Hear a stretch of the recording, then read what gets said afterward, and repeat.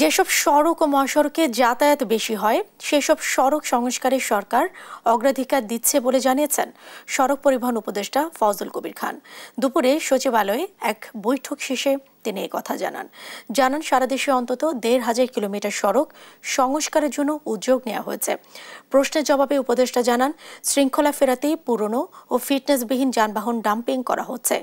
Battery চালিত অটোরিকশার সঙ্গে কর্মস্থান জড়িত হওয়ায় তা বন্ধ করা যাচ্ছে না বলে মন্তব্য করেন তিনি।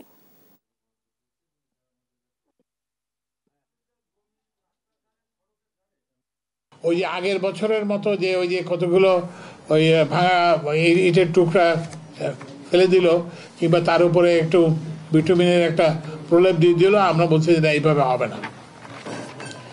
এইটাকে এমনভাবে করতে হবে যাতে এটা স্থায়ী হয়।